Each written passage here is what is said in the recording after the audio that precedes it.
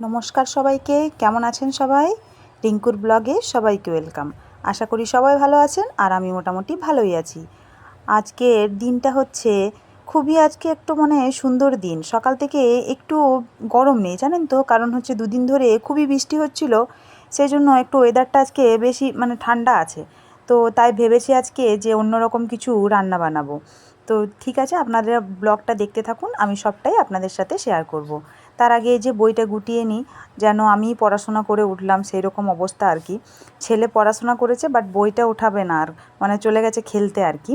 তো সেই জন্য আমি ভাবলাম যে বইটা উঠিয়ে দিই, উঠিয়ে দেয় বললে, তবে গেছে যখন আমি বললাম ঠিক আছে যে যাও, আমি আজকে বই গুটিয়ে দিলাম। তা দিয়ে পরে হচ্ছে ওর টেবিলটা একটু সরিয়ে রেখে দিই, আর বাইরের দিকটা আপনাদেরকে একটু দেখিয়ে দিই চলুন। এটা হচ্ছে আমার রান্নাঘরের বাইরের দিকটা। রান্না আমি বসিয়ে দিয়েছি, বানাবো আজকে স্পেশাল খিচুড়ি। তাই জন্য সবজি সব কিছু ছিল, বাট ফুলকপিটা ছিল না।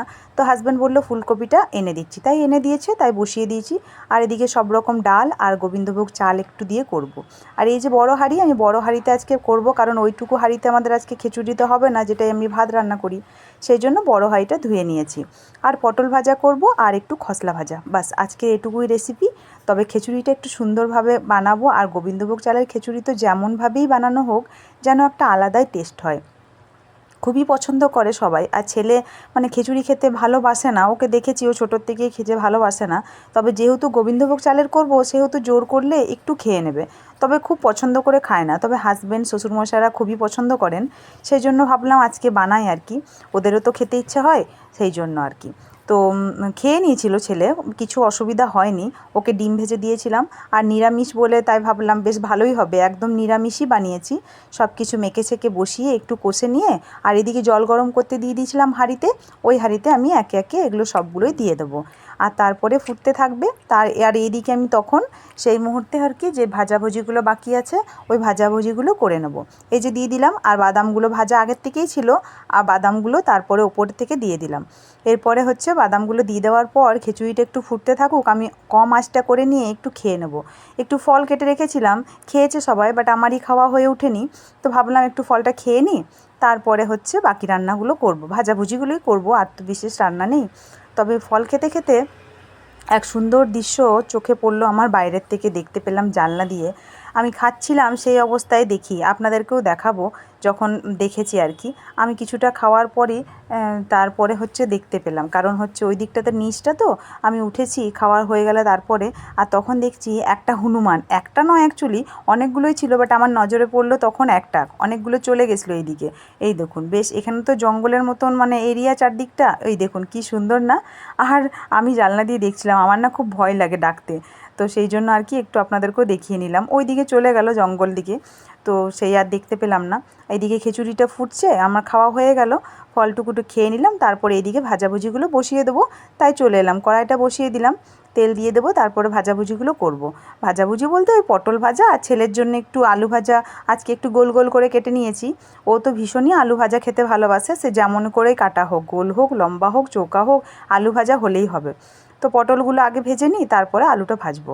আর লাস্টে ভাজবো খসলাটা, ওটা এখনও বাটতে হবে, বাটতে ছাড়িয়ে নিয়েছি, ছাড়িয়ে পাছুড়ে সব রেডি করে নিয়েছি, একটু শুধু মিক্সিটা ঘুরিয়ে দেওয়া আর কি, ওটাই।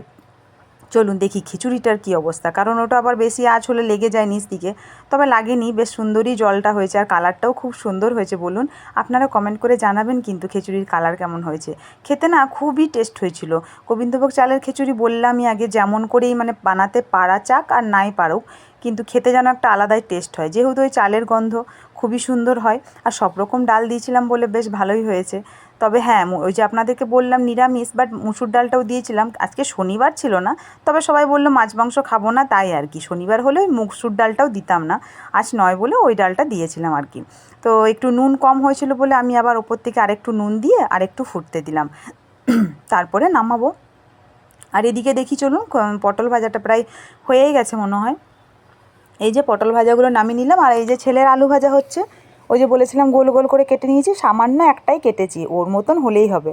আমাদের তো এই দু রকম ভাজা আছে, আর চায় না, ওই খেতে চায় না। খসলা ভাজা, ওই যে বলেছিলাম খসলা ভাজা করব, এই যে খসলাটা ভেজে বেটে নিয়েছিলাম, কড়াইয়ে একটু একটু পোস্তর মতন বড়া হয় আর কি খেতে। তো এরকমই ভেজে নিয়েছি, পুরো পোস্ত বড়া যেরকম লাগে ওরকমই টেস্ট লাগে, খুব সুন্দর লাগে খেতে। আমার তো রান্নাবান্না সবই কমপ্লিট, আপনাদেরকে খাবারটা বাড়বো সেই নিয়ে শেয়ার করতে চলে এলাম। এই যে খিচুড়ি হয়ে গেছে, গরম গরম খিচুড়ি, সবাই চলে আসুন। খিচুড়ি আর আজকে খাওয়া যাবে খসলা ভাজা আর আলু ভাজা আর পটল ভাজা। এই দেখুন কি সুন্দর হয়েছে না? যেরকম সুন্দর হয়েছে দেখতে সেরকম টেস্টিও হয়েছিল। সব সবজি দিয়ে করলে তো খুব সুন্দর হবেই, সে আর বলতে। সেই জন্য আর কি এই যে খসলা ভাজা দিয়ে দিলাম, এটা হচ্ছে শ্বশুরমশাইয়ের খাবার বাড়ছি আর কি। আর পটল ভাজা, আলু ভাজাটা শুধু ছেলেই খাবে, ওর জন্যই থাক, ও তো আর কিচ্ছু খাবে না তাই। তবে কেমন লাগলো আজকের ব্লগটা কমেন্ট করে অবশ্যই জানাবেন। তো সবাইকে বাই বাই, টাটা, ভালো থাকবেন, সুস্থ থাকবেন, আবার পরে দেখা